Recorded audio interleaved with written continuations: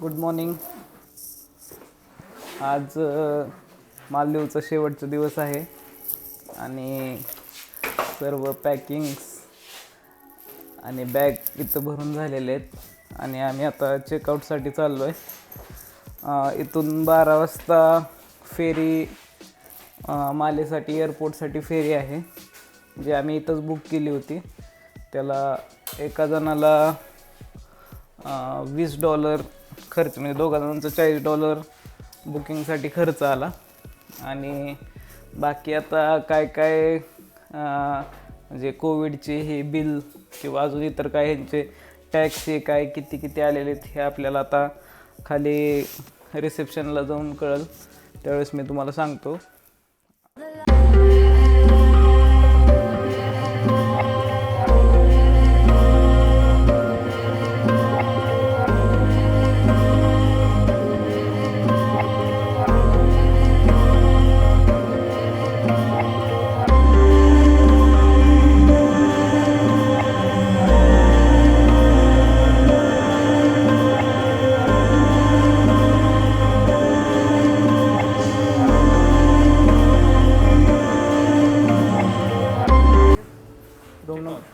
Room number 1505. Sorry, card आणलं का?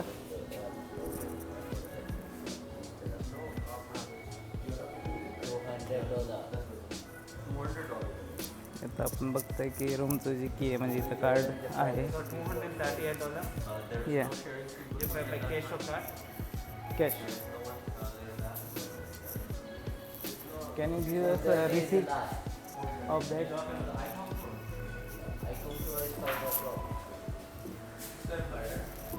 Okay,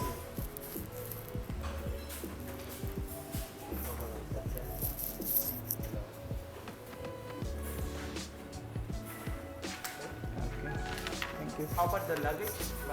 Yeah, here. Yeah.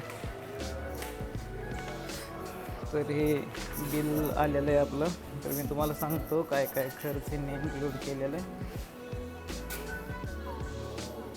Arrival share transport, म्हणजे जे आम्ही येताना आम्हाला जे ट्रान्सपोर्ट घेऊन आलं तर त्याचे $40, म्हणजे एका जणांचे $20 त्याला घेतलेले आहेत. त्याचबरोबर PCR टेस्ट, म्हणजे जी कोरोनाची टेस्ट झाली त्याला $140 घेतलेले आहेत, म्हणजे एका जणाचे $70 घेतलेले आहेत. म्हणजे एका जणाला ₹5,500 खर्च इथं PCR टेस्टला येतो. आणि ही सगळ्यात महत्त्वाचं जो आहे ग्रीन टॅक्स, हा प्रत्येक हॉटेलचा वेगळा आहे. तुम्ही बुकिंग करताना सुरुवातीलाच तुमच्या हॉटेलला फोन करून विचारा की ग्रीन टॅक्स किती आहेत, कारण काही हॉटेलचे ग्रीन टॅक्स खूप जास्त आहेत. इथं ह्यांनी $18 घेतलेले आहेत, म्हणजे जवळपास ₹1,300. आणि डिपार्चर सीट ट्रान्सपोर्ट, म्हणजे इथनं आता जे आम्ही एअरपोर्टला जाणार आहे त्या ट्रान्सपोर्टचे $40. असं टोटल आमचं इथला एक्स्ट्रा चार्ज $238 झालेलं आहे. इथं तुम्ही एक गोष्ट लक्षात ठेवा की जे हा ग्रीन टॅक्स आहे हे काय काय हॉटेलला तुम्हाला बुकिंगच्या वेळेस त्यांचे बिल कमी असतात, पण ग्रीन टॅक्स जास्त असतो. तर हे तुम्ही नीट पहिल्यांदा तिथं चेक करून घ्या. आणि आपण ज्या वेबसाईटवर बुकिंग करणार आहे तिथंसुद्धा याची डिटेल माहिती दिलेली असते, तर ते तुम्ही चेक करून घ्या. तर आपण त्यांना आता बिल देऊ त्यांचं.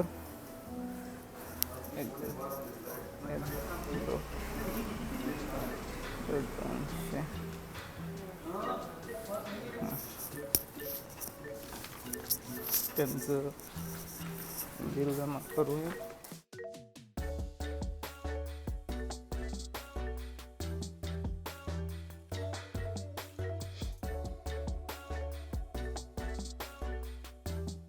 Ferry point on that Mapushi Island. Where is the ferry point? I don't know. You can just wait here. We'll take everyone to the Okay, thank you. And I just want some Maldivian rupiahs note. If you have, then I will pay for that for collection, our collection. Okay, you can go to the bar. From the bar, you can. Where? On the hotel counter? Yes. Okay, thank you. मी त्यांना आत्ता विचारलं की फेरी point कुठे आहे, तर त्यांनी असं सांगितलं की तुम्ही इथंच थांबा, आमचे सर्वंट घेऊन जातील तुम्हाला आणि तुमच्या बॅग पण घेऊन जातील. त्याचबरोबर मी माझ्या कलेक्शनसाठी मला काय मालदीवन रुपया पाहिजे होते, तर मी ते पण त्यांना विचारलं, तर ते पण ते अरेंज करून देतो म्हणलेत. तर हा आहे आमचा ह्या हॉटेलचा लास्ट व्ह्यू. आता आम्ही निघालो, इथले सगळे बिल वगैरे पेड केलेले आहेत. पुढची माहिती आता मी तुम्हाला थोड्या वेळाने देईन. आम्ही आता हॉटेलमधनं निघालेलो आहे. आमची फेरी 12 वाजताची होती, तर आमच्याकडे अजून 1 तास आहे. तर आपण मालदीवला आलो आहे आणि इथली एखादी आठवण घेऊन जाऊ असं माझ्या मनात आलं. त्यामुळं मी इथं मापुश आयलंडला एक गिफ्ट स्टोअरला आलो आहे. मी तुम्हाला दाखवतो. हे बघा, हे सगळं हँडमेड आहे जे तुम्हाला दिसते ते.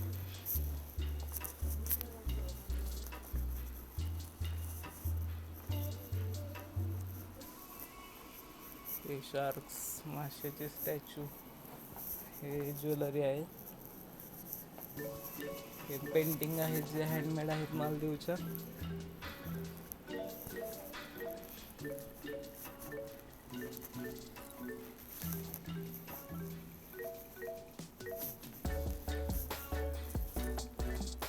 खूप सुंदर अशा गोष्टी इथं तुम्हाला भेटतील, ते तुम्ही कलेक्शनसाठी इथनं घेऊन जाऊ शकता. पण एक मी तुम्हाला महत्त्वाची गोष्ट सांगतो, ज्यावेळेस तुम्ही इथनं एखादी गोष्ट घेऊन जाताय तर त्याची रिसिप्ट तुम्ही त्यांच्याकडनं घ्या, कारण एअरपोर्टला ते चेक होऊ शकतं आणि त्याची रिसिप्ट तुम्हाला मागितली जाऊ शकते. आणि रिसिप्ट जर तुमच्याकडे नसेल तर ती गोष्ट तुम्हाला घेऊन जायला परवानगी नाही आहे. त्यामुळे ही गोष्ट तुम्ही नक्की लक्षात ठेवा.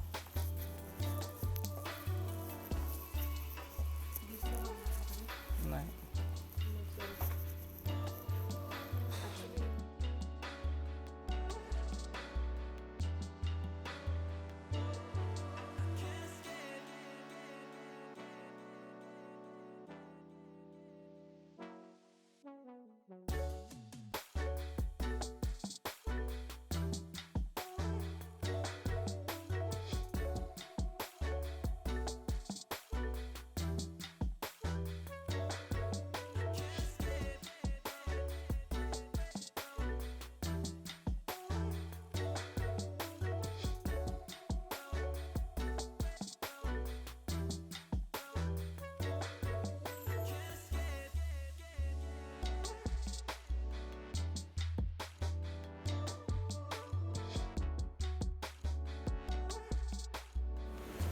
जसं की मी तुम्हाला म्हणलं होतं की मी काही इथल्या मालदीवन रुपया जी इथली करन्सी आहे, तर ते करन्सी पण कलेक्शनसाठी घेऊन जातो आहे.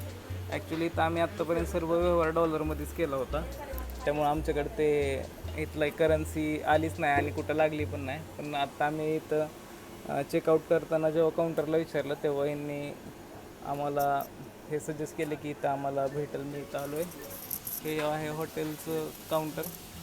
त्यांना मी $10 दिलेले आहेत, त्या बदल्यात ते इथली करन्सी द्यायला तयार झालेले आहेत.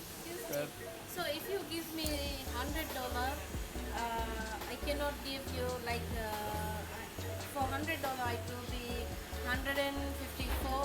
So I cannot give this note, but I can give. You are giving $10. You are giving $10. Ah, Yeah, so the exchange will be 154 rupiah. Okay. Yes. then it's okay. It's okay, but We just need some 2 or 3 different notes that no matter how that don't cost, you have coins? Your coins, one coin, one note. Yes. like 2-3 different types of coin and 1-2 notes, that's okay. ते आम्हाला म्हणत होते जर तुम्ही $100 दिले तर तुम्हाला इथल्या सगळ्या नोटा भेटतील, पण एवढी मला गरज नाही आहे. मला 2-3 टाईपचे नोट्स आणि 2-3 कॉईन जरी भेटले तरी मी त्यांना म्हणलं मला चालेल. तर ते आपल्याला देत आहेत आता. तर तुम्ही बघू शकता ते आपल्याला देत आहेत. So then there will be like 100 rupiah, and then 500 rupiah, Okay. and then there will be 1,000. It will be on blue color. The 1,000 rupiah will be on blue color. So if you give like $100,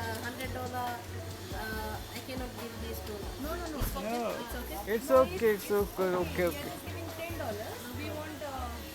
No matter how much that cost, actually, you just do We the just want it for our. collection. So I give.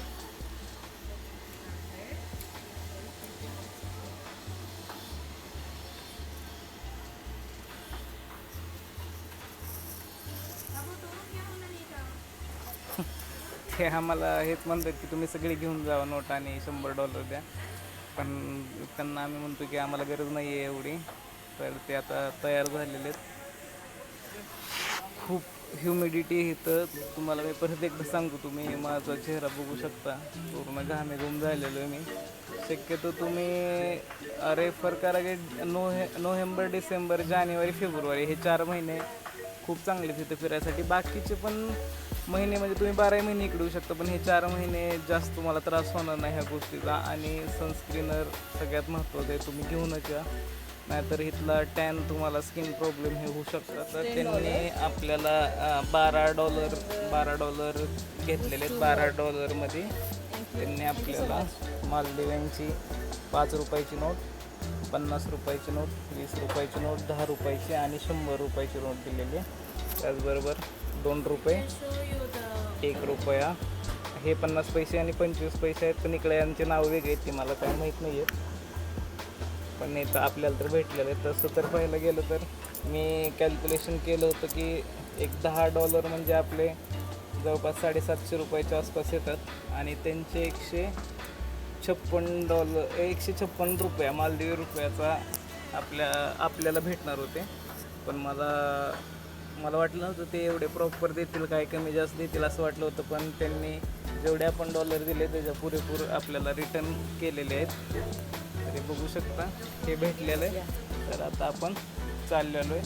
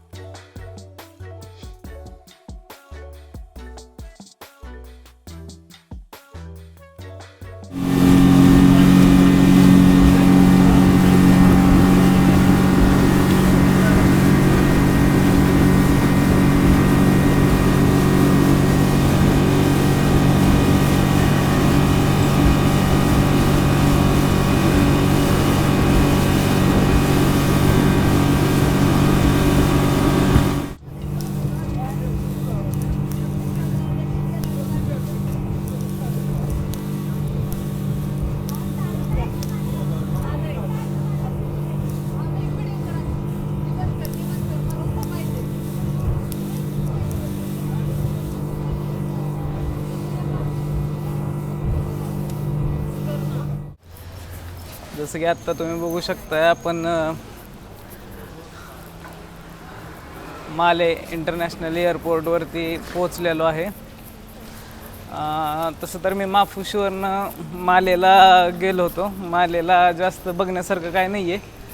1-2 त्यांचे historical place आहेत आणि एक मस्जिद हे वगैरे 2-3 बघण्यासारख्या चांगल्या आहेत. म्हणजे एकदम ट्रॅडिशनल असे त्यांचे 2-3 वास्तू आहेत तिथं बघण्यासारखं. बाकी काय जास्त, बाकी शॉपिंग मार्ट हे ते आणि हॉटेल वगैरे आहेत. आता 1 वाजलेले आहेत आणि माझी 5 वाजताची फ्लाईट आहे. तर मी आता चेक इन करतो आणि नंतर मी तुम्हाला पुढची माहिती देतो.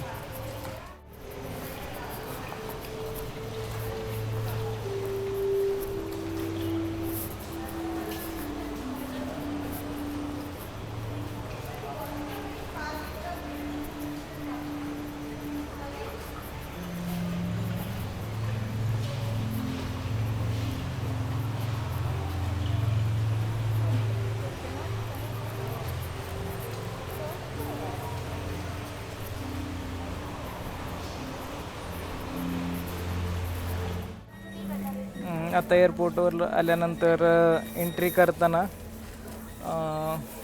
आम्हाला एमुगा पोर्टलचा QR ID कोड जो डिपार्चरसाठी लागत होता तो मागितला. ॲक्च्युली आम्ही येताना अरायवलसाठी भरलेला होता, तोच माझ्याकडे होता. मी तो दाखवला, पण तो म्हणला की हे चालत नाही, तुम्हाला डिपार्चरसाठी सेपरेट भरावं लागेल. येताना आम्हाला विचारलं नव्हतं, पण जाताना ते कंपल्सरी मागतात, सगळ्यांना चेक करतात, त्याशिवाय तुम्हाला चेकिंगला सोडत नाही आहेत. तर मी इथं येऊन इथलं वायफाय यूज करून तो आत्ता मी भरला आहे आणि आता मी चेकिंगला आलेलो आहे. तर चेकिंगला अजून अर्धा तास आहे. इकडं मागं इंडिगोचे तुम्हाला चेकिंग काउंटर तुम्हाला दिसत आहेत. तर ही गोष्ट लक्षात ठेवा की तुम्हाला येताना डिपार्चरचा जो इमुगा फॉर्म आहे तो परत एकदा भरायचा आहे. चेकिंग झाल्यानंतर मी तुम्हाला इमिग्रेशनसाठी काय काय विचारतात ते देखील सांगेन तुम्हाला. तर आत्ताच इमिग्रेशन झालं. इमिग्रेशनला काय नाही, फक्त पासपोर्ट दाखवा म्हणले. पासपोर्टवर त्यांनी स्टॅम्प लावला आणि बोर्डिंग पास फक्त चेक केला, बाकी काय विचारलं नाही. पण बोर्डिंग पास काढायचा जो काउंटर आहे तिथं तुम्ही ज्यावेळेस असाल त्यावेळेस एअर सुविधा नावाचा तुम्हाला फॉर्म फिलअप करून जायचे आधीच, जो आम्ही केला नव्हता. आणि ते आत्ता कोविड-19मुळं इंडियन गव्हर्नमेंटनं ते कंपल्सरी केलेलं आहे. तर तिथं खूप साऱ्या टुरिस्टला हा नियम नवीन असल्यामुळं भरपूर जण तिथे येऊन फिलअप करत होते. तर त्यासाठी खूप वेळ लागतो. इथं ह्या एअरपोर्टला थोडं वायफायचा प्रॉब्लेम असल्यामुळं भरपूर तिथं गोंधळ उडालेला होता. पण तिथला जो स्टाफ आहे तो खूप सपोर्टिव्ह आहे, त्यामुळे त्यांनी खूप मदत केली तो फॉर्म फिल करायला. तर तुम्ही जर इकडे येत असाल अशा कोविडच्या टायमामध्ये, तर तुम्हाला हे लक्षात ठेवायचं की तुम्हाला माघारी जाताना एअर सुविधा नावाचं एक पोर्टल आहे इंडियन गव्हर्नमेंटचं, त्याच्यावरती जाऊन सगळं तुम्हाला फॉर्म फिलअप करायचं. त्यात पासपोर्ट नंबर, एक्सपायरी, पासपोर्टची डेट, तुमची बर्थ डेट, नाव, ॲड्रेस, हे सगळं इन्फॉर्मेशन विचारली जाते. त्याचबरोबर तुम्हाला जी तुम्ही इथं मालदीवमध्ये जी कोविडची जी टेस्ट केली आहे तर त्याचा रिपोर्ट पण तुम्हाला तिथं अपलोड करायचा, त्याची PDF अपलोड करायचे. मग तो फॉर्म फिलअप होतो. त्यानंतर तुम्हाला तुमच्या मेल ID वर तो फॉर्म, त्याचा एक नंबर येतो आणि QR कोड येतो, तो तुम्हाला तिथं बोर्डिंग पासला दाखवावा लागतो कंपल्सरी. तर ही गोष्ट लक्षात ठेवा, विसरू नका. आणि आता 3:30 वाजलेले आहेत, म्हणजे मालदीवमध्ये 3 वाजलेले आहेत. त्यांचं घड्याळ आपल्यापेक्षा अर्धा तास म्हणजे 20 ते 30 मिनटं महाग आहे. माझी फ्लाईट 5 वाजता आहे. तर आता इमिग्रेशन ही सगळी प्रोसेस झालेली आहे आणि अशा प्रकारे इथं आमची ट्रिप संपते आणि आम्ही आता इंडियाला जातो आहे. तर तुम्हाला मालदीव ट्रिप प्लॅन करण्यासाठी सध्या म्हणजे आधीचे जे नियम होते तर ते थोडे वेगळे होते आणि आता ह्या कोविड-19मुळं थोडेसे नियम बदललेले आहेत. तर तुम्हाला काही जरी प्रॉब्लेम वाटला किंवा काय तुम्हाला इन्फॉर्मेशन पाहिजे असेल तर तुम्ही स्क्रीनवर तुमचा माझा फोन नंबर आणि मेल ID आलेला आहे. तर तुम्ही कधीही मला व्हॉट्सअपला मेसेज टाकू शकता किंवा मेल करू शकता. मी तुम्हाला त्याबद्दल पूर्ण इन्फॉर्मेशन तुम्हाला देईन. जर माझ्याकडनं काही इन्फॉर्मेशन तुम्हाला राहिली असेल सांगायची किंवा तुम्हाला ती पाहिजे असेल तर तुम्ही कमेंट करा, त्यालासुद्धा तुम्हाला 100% रिप्लाय मी देईन. अशा प्रकारे तर आता मी थांबतो आणि तुम्हाला अजून कुठल्या देशाबद्दल काय माहिती हवी असेल किंवा तुम्ही कोणत्या देशात जाऊ इच्छिता तर ते पण तुम्ही मला कमेंटमध्ये सांगा. नेक्स्ट टाईम आम्ही ट्राय करू तिथं जाण्याचा आणि तुम्हाला इन्फॉर्मेशन देण्याचा. तर भेटू पुढच्या ट्रिपला. थँक्यू.